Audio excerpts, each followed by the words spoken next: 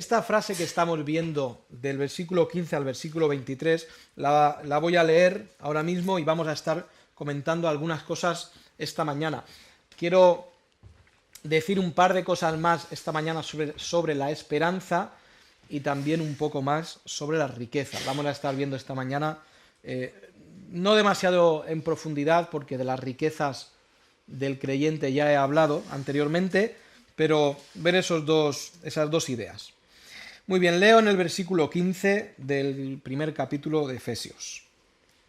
Por esta causa también yo, habiendo oído de vuestra fe en el Señor y de vuestro amor para con todos los santos, no ceso de dar gracias por vosotros, haciendo memoria de vosotros en mis oraciones, para que el Dios de nuestro Señor Jesucristo, el Padre de gloria, os dé espíritu de sabiduría y de revelación en el conocimiento de Él, alumbrando los ojos de vuestro entendimiento, para que sepáis cuál es la esperanza a que Él os ha llamado, y cuáles las riquezas de la gloria de su herencia en los santos, y cuál la supereminente grandeza de su poder para con nosotros los que creemos, según la operación del poder de su fuerza, la cual operó en Cristo resucitándole de los muertos y sentándole a su diestra en los lugares celestiales, sobre todo principado y autoridad y poder y señorío, y sobre todo nombre que se nombra no solo en este siglo, sino también en el venidero, y sometió todas las cosas bajo sus pies, y lo dio por cabeza sobre todas las cosas a la Iglesia, la cual es su cuerpo, la plenitud de aquel que todo lo llena en todo. Vamos a orar y continuaremos.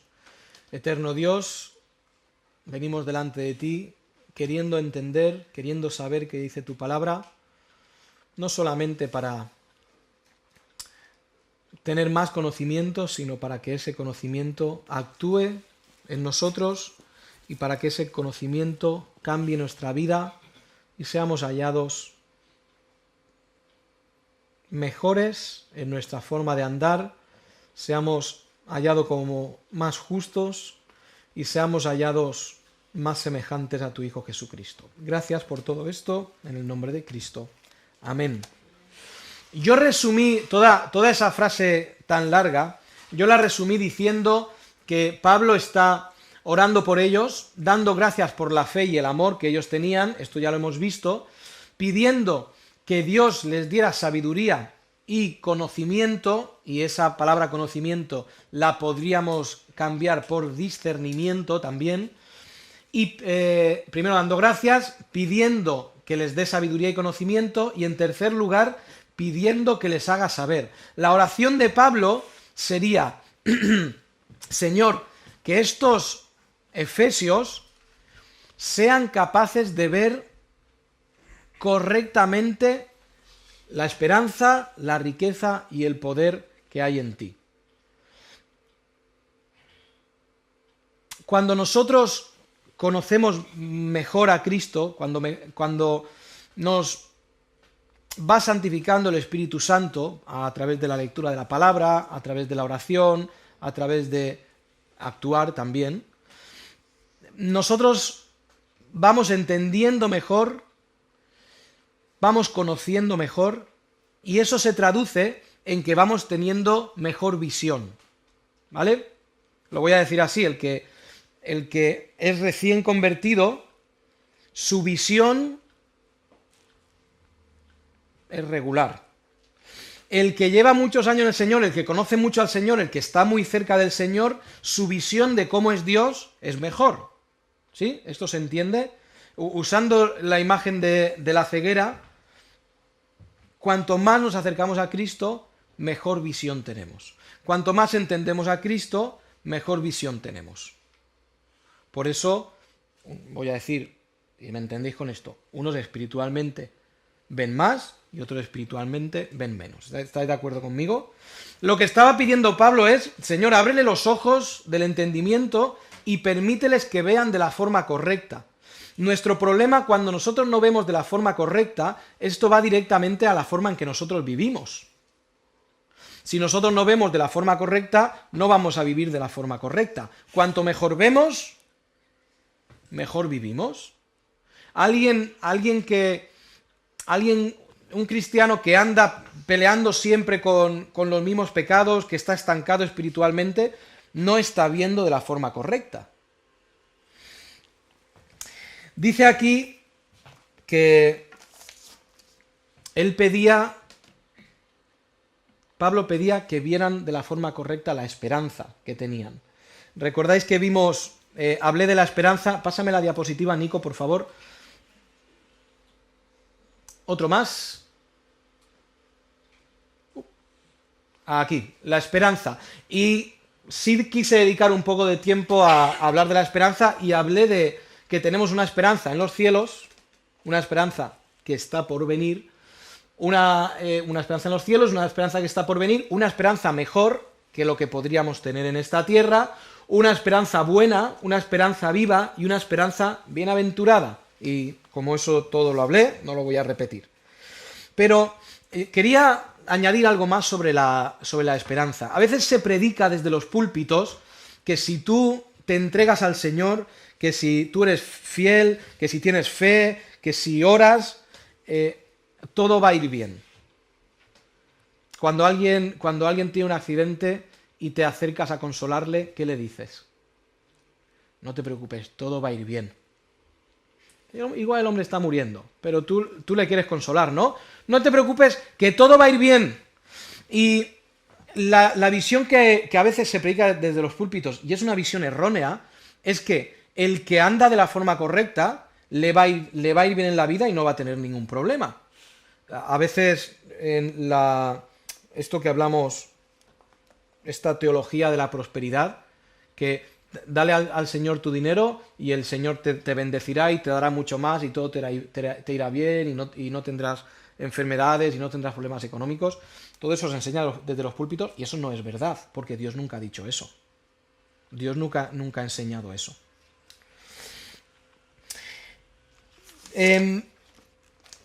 Voy a decir que el mundo no tiene esperanza, pero el mundo tiene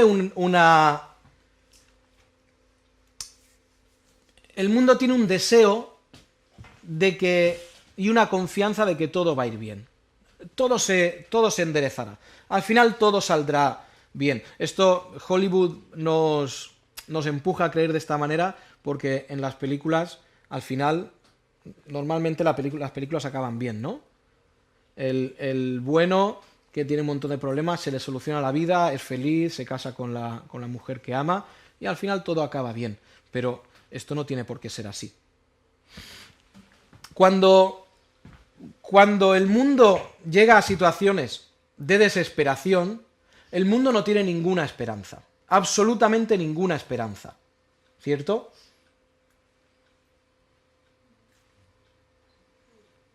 No tiene ninguna esperanza. El hombre está ahogándose en medio del mar y no tiene algún lugar donde agarrarse, que sería una esperanza. No hay nadie cerca para echarle un flotador, no hay nadie cerca para ayudarle. Eso es el hombre. El hombre pone su esperanza en el dinero, pone su esperanza en el amor, pone su esperanza en la salud, pero todo esto son cosas que cuando el hombre va a agarrarse se da cuenta que se hunden con él. El creyente sí tiene una esperanza. Son todas estas que hemos hablado. Y tiene la esperanza puesta en Dios. Cuando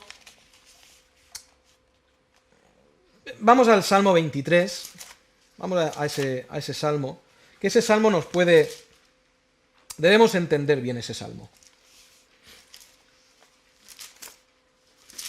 Salmo 23. Archiconocido este salmo.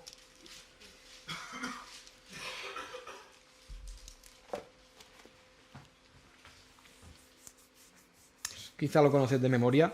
Jehová es mi pastor, nada me faltará. En lugares de delicados pastos me hará descansar. Fijaos lo positivo que es el salmo, ¿de acuerdo? Junto a aguas de reposo me pastoreará, confortará mi alma, me guiará por sendas de justicia por amor de su nombre. Aunque ande en valle de sombra de muerte, no temeré mal alguno, porque tú estarás conmigo. Tu vara y tu cayado me infundirán aliento. Aderezas mesa delante de mí en presencia de mis angustiadores. Unges mi cabeza con aceite, mi copa está rebosando. Ciertamente el bien y la misericordia me seguirán todos los días de mi vida, y en la casa de Jehová moraré por largos días. Y termina de recitar el salmo y dice: soy indestructible, Nada me puede ir mal en la vida, siempre voy a tener abundancia, siempre mi copa rebosando, Dios siempre me va a cuidar, voy a ir a lugares de delicados pastos, y es lo que dice el Salmo. Pero quizá es que no entendemos bien el Salmo. Este Salmo está enseñando que cuando el Señor es nuestro pastor no nos va a pasar nada.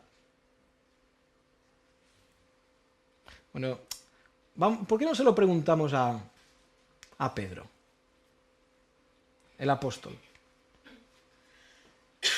Pedro está apresado por los romanos. Pedro va a morir crucificado. Recordad que la historia nos dice que Pedro va a morir crucificado. Y él dijo que no era digno de morir crucificado como Cristo, y él pidió que se le pusiera la cruz al revés.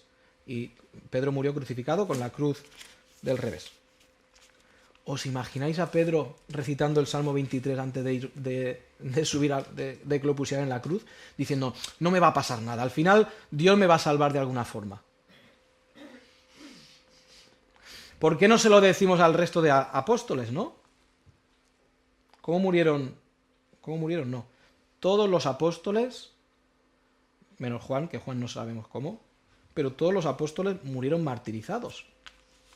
¿Sí? Incluyendo a Pablo, el gran Pablo, el misionero de los misioneros, el teólogo en la Biblia. Murió decapitado. Por ser ciudadano romano no podía morir crucificado. Los ciudadanos romanos solo podían morir por cortándole la cabeza. Vale, aquí tenemos un problema, ¿no? Porque el Salmo 23 nos dice que no nos va a pasar nada, pero cuando vemos la historia, vemos que a los hijos de Dios les pasan cosas. Cuando llegamos a los tiempos romanos, a la época de Roma, ¿qué hacían con los cristianos? Nerón amaba a los cristianos. Nerón mataba a los cristianos, junto con otros césares. Y los llevaba al circo y las fieras se comían a los cristianos. Pero no nos dice Salmo 23, aunque ande por el valle de la sombra de muerte no temeré mal alguno. Lo que está enseñando el Salmo 23 no es que no nos va a pasar nada.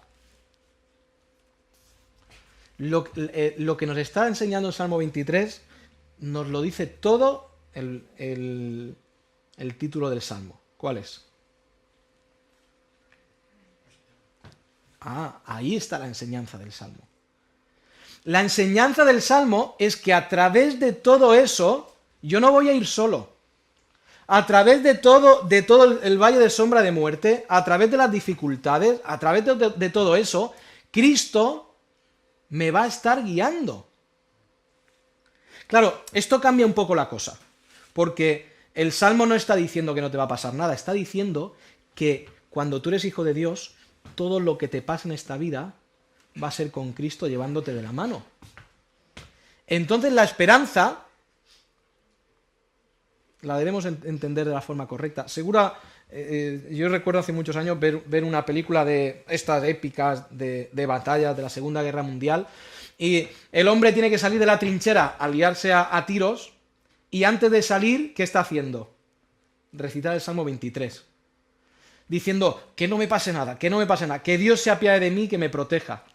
Cuando vamos a Romanos 8:28, tenemos ese versículo también malinterpretado. Romanos 8:28, lo sabemos también de memoria.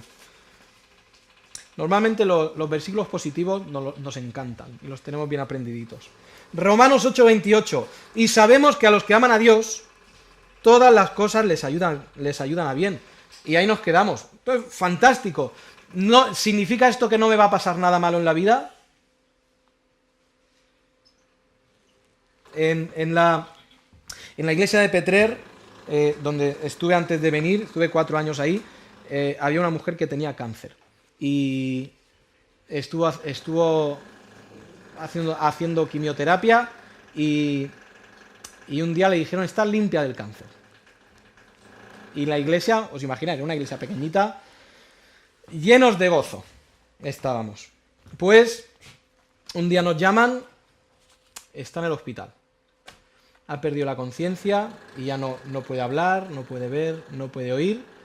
Y los médicos no se les había ocurrido en todo el tiempo hacerle un TAC de la cabeza y resulta que lo tenía lleno de bultos, que era el cáncer. La metástasis se había ido al cáncer. Y murió.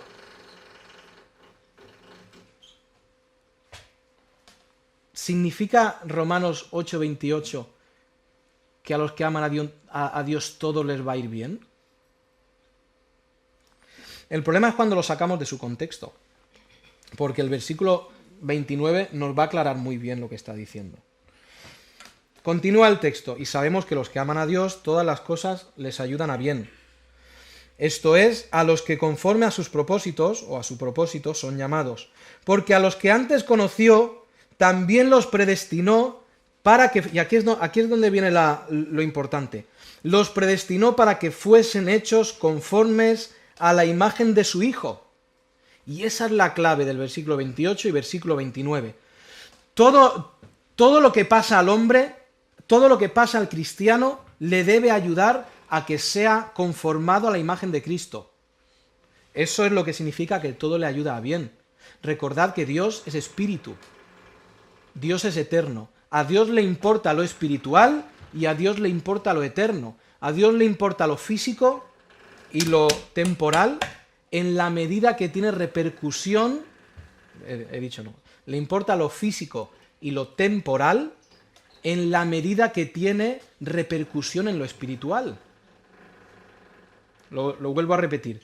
A Dios, que es un ser espiritual y eterno, le interesa lo físico y temporal en la medida que tiene repercusión en lo espiritual. ¿Sí? ¿Entendéis lo que quiero decir? Una frase un poco larga. Pero Dios está diciendo aquí, si para conformarte a la imagen de Cristo tengo que meterte en el fuego, lo voy a hacer. Y que sepas que conformarte a la imagen de Cristo es lo mejor que puedo hacer por ti. Por eso dice, a los que aman a Dios, todas las cosas les ayudan a un bien eterno, a un bien espiritual. Si no, no tendría sentido. Porque, como he puesto varios ejemplos de personas a los que no les fue muy bien, porque perdieron la vida y amaban a Dios. La esperanza del creyente no es que todo va a ir bien, y es lo que deseamos, ¿no? Ahora, estos son épocas de empezar el año, y cuando ves a alguien por primera vez en enero, ¿qué le dices?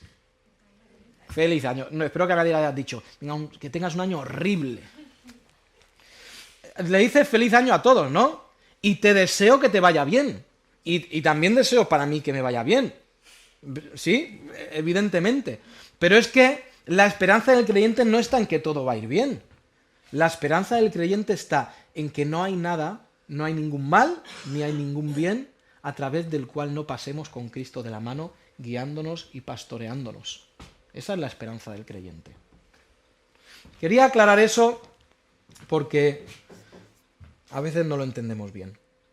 La segunda cosa, veis que no estoy entrando muy profundamente, la segunda cosa son las riquezas. Y cuando vamos a Efesios, recordad que Pablo le pedía al Señor que Dios les hiciera ver a los efesios la esperanza, que lo tengo aquí, las riquezas y la grandeza. Entonces, versículos 18 y 19. La segunda cosa son las riquezas. Pablo estaba orando diciendo, Señor, enséñales las riquezas, y dice aquí, de la gloria de su herencia en los santos. Y esta frase en castellano a nosotros nos suena chino, porque es muy complicada. Las riquezas de la gloria de su herencia en los santos. Y son cosas del griego. Cuando habla de su herencia en los santos, podría traducirse también entre los santos. la palabra en griego significa estar entre o estar dentro de. Claro, también se puede traducir por en, ¿no? Pero tiene más sentido y sería gramaticalmente correcta la traducción. ¿Cuáles las riquezas de la gloria de su herencia entre los santos? Y lo que está diciendo es, Señor, hazles entender a los efesios las riquezas que hay en el futuro entre los santos. Nosotros, bueno, voy a decir, Pablo no está hablando aquí de riquezas terrenales, no está hablando de eso. Está hablando de la herencia es algo que no hemos recibido, la herencia es algo que recibiremos, y Pablo quería que entendiéramos y que los efesios entendieran la riqueza de esa herencia. Pablo está hablando a gente que es relativamente rica.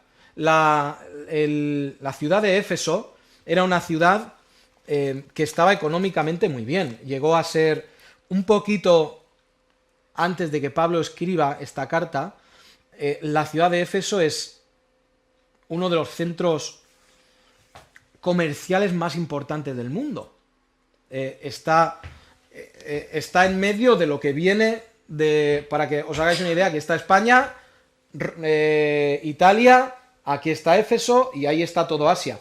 Ahí confluyen, en ese punto, en Éfeso tenía un puerto grande, en ese punto confluían todas las mercancías que venían de Oriente y todas las mercancías que venían de Occidente. Y Éfeso era una ciudad importantísima, riquísima, llena de templos, llena de gente muy rica. Y Pablo tiene que decirle a estos efesios, un momento, vosotros entendéis qué son las riquezas físicas, pero quiero que entendáis que las riquezas espirituales y las riquezas eternas y las que están por venir son muchísimo más grandes que las riquezas que podáis tener en esta tierra. Quiero que lo entendáis. Cuando nosotros no entendemos que todas las riquezas de lo que vamos a heredar es más grande y más glorioso que las riquezas de este mundo, viviremos ciegamente. ¿Por qué?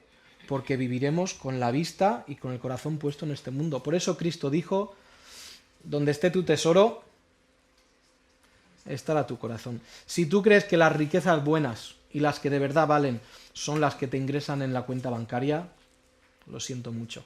Las riquezas buenas son las de la herencia. Aquí entra el tema de invertir.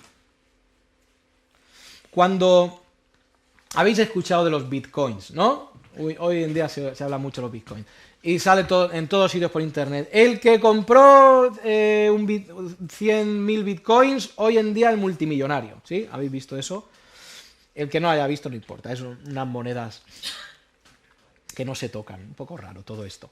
Pero, fíjate, hoy en día, invertir significa, hoy en día, gasto un poco porque espero recibir mucho más, ¿no? Nadie gastaría hoy mucho para recibir poco. Eso sería absurdo. Hoy invierto un poco para recibir mucho. Fijaos en Lucas 22. Tenemos una historia muy interesante. No, Lucas 16, no 22. Lucas 16.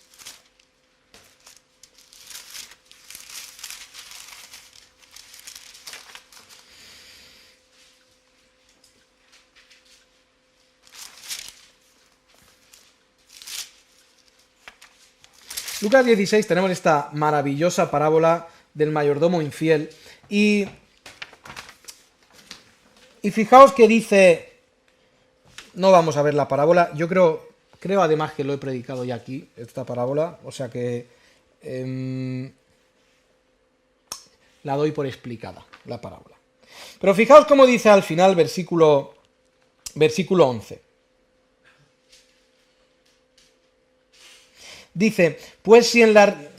Lamento todo el contexto perderlo, pero dice, el que es fiel, esto es el versículo 10, el que es fiel en lo muy poco, también en lo más es fiel. Y el que en lo muy poco es injusto, también lo es, también en lo más es injusto. Pues si en las riquezas injustas no fuisteis fieles, ¿quién os confiará lo verdadero? Si en lo ajeno no fuisteis fieles, ¿quién os dará lo que es vuestro? Aquí se alaba al... fijaos el versículo 8. Alabó el amo al mayordomo malo por haber hecho sagazmente, porque los hijos de este siglo son más sagaces en el trato con sus semejantes que los hijos de luz. Y yo os digo, ganad amigos por medio de las riquezas injustas, para que cuando éstas falten os reciban en las moradas eternas. Y aquí está hablando de inversión y de saber usar lo que tienes en tus manos. Este mayordomo malo, y voy a decir a la vez que malo, muy listo, usó lo que tenía para que en el futuro, él dice, me acepten en sus casas, voy a hacer toda esta trampa, voy a hacer esto ahora para que en el futuro me vaya bien. Esa es la idea general de la parábola. Voy a hacer esto ahora para que en el futuro me vaya bien. Nosotros, hermanos, cuando vivimos solo invirtiendo en lo presente, cuando vivimos solo pensando en lo presente, cuando nuestro dinero, cuando nuestro tiempo, cuando nuestros sacrificios, cuando todo lo que está en nuestras manos lo gastamos solo para lo presente, no estamos invirtiendo nada en el futuro. Y tú dices, bueno, Israel, ¿y qué es invertir en el futuro? ¿No? Esta es una pregunta buena. ¿Cómo invierto yo en el futuro? Porque en el cielo no hay bitcoins. ¿Dónde compro yo para invertir en el futuro? ¿Hay bonos del estado del cielo? No sé, bonos celestiales. ¿Cómo invierto yo en el futuro? Y la respuesta es muy sencilla. ¿Os acordáis que Cristo dice, el que dé un vaso de agua a otro en mi nombre, de cierto tendrá su recompensa en el cielo? Cuando tú usas lo que tienes en tus manos para, en el nombre de Cristo, ser bendición a alguien, dar gloria a Dios o hacer más grande el reino de Dios, tú estás invirtiendo en el futuro.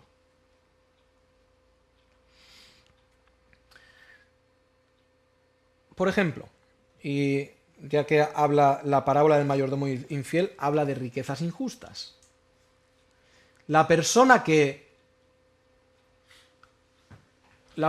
ofrenda para misiones y que da de sus capacidades, de lo que tiene en la mano, para que en otro lugar del mundo el reino de Dios sea extendido, está invirtiendo en el cielo, ¿sí?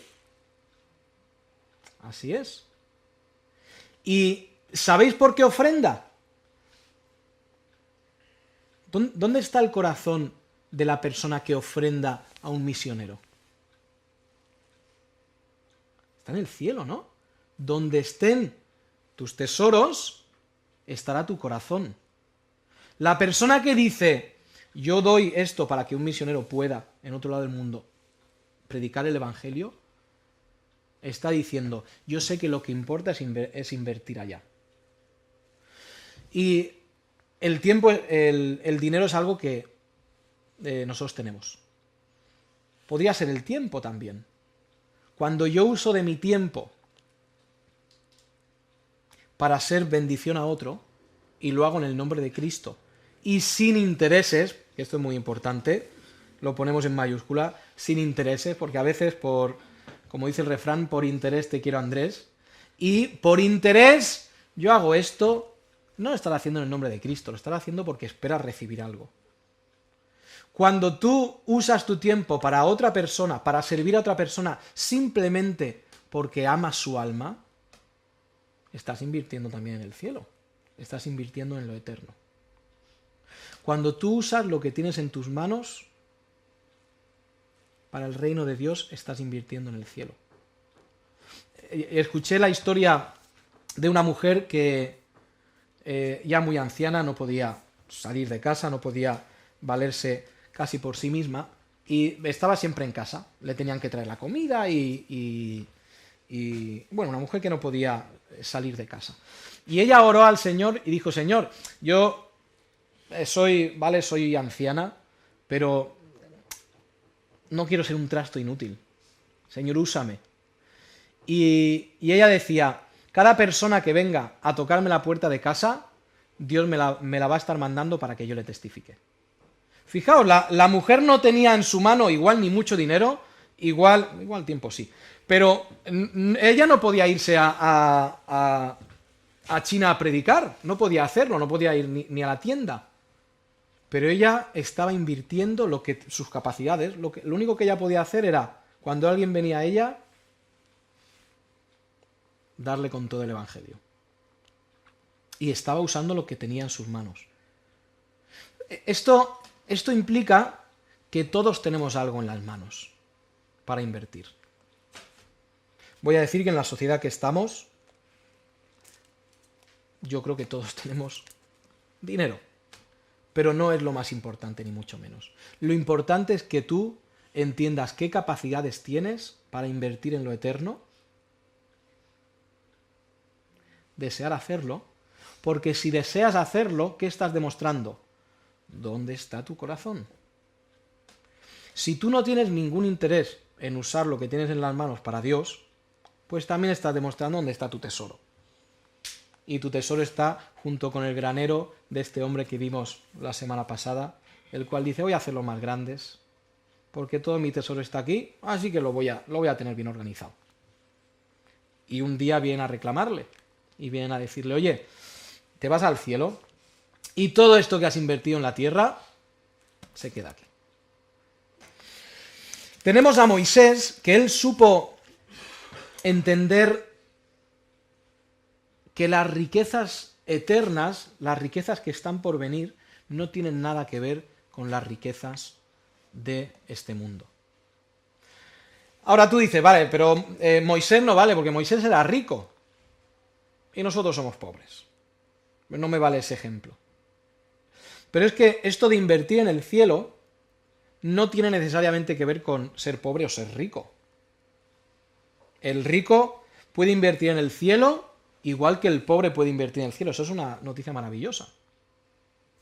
Porque nosotros podemos invertir también en el cielo. Cuando Moisés, en toda la historia que tenemos en Éxodo, Moisés rechaza ser nombrado hijo de la hija de Faraón. Eso lo tenemos en Hebreos.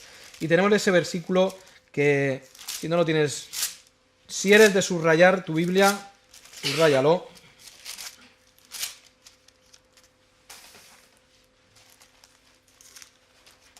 Lo tenemos en Hebreos 11.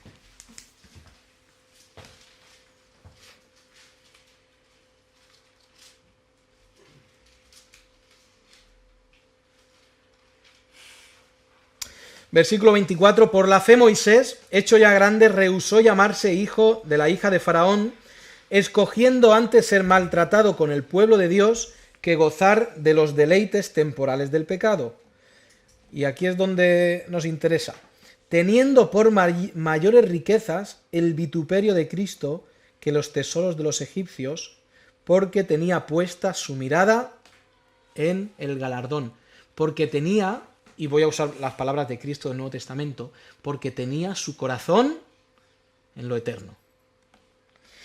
El que tiene el corazón en lo eterno y el que entiende las riquezas, entiende que las riquezas de este mundo no tienen nada que ver con las riquezas de aquel mundo. Que cuando nosotros amamos las riquezas de este mundo y nuestro corazón está en este mundo, automáticamente deja de estar en el cielo. ¿Vale la pena invertir?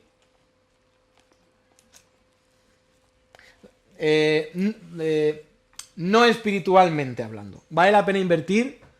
Pues sí, vale la pena. Porque si pones uno y te dan dos, eso suena muy bien. Y da mucho gusto.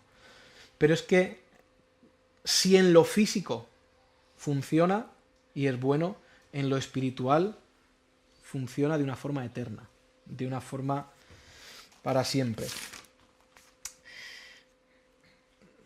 ¿Sabéis esta frase que dicen que cuando se refieren a un rico, dicen, es tan pobre que solo tiene dinero? ¿Habéis escuchado esto? Cuando alguien habla de un rico, es tan pobre que solo tiene dinero. Pues yo he reformateado la frase y allá va mi frase. El hombre es tan pobre que solo tiene riquezas. ¿Sí? Hasta aquí bien. Y el creyente es tan rico que solamente tiene a Cristo. Repito, el hombre es tan pobre que solo tiene riquezas, y el creyente es tan rico que lo único que tiene es a Cristo. Porque nuestra posesión es Cristo.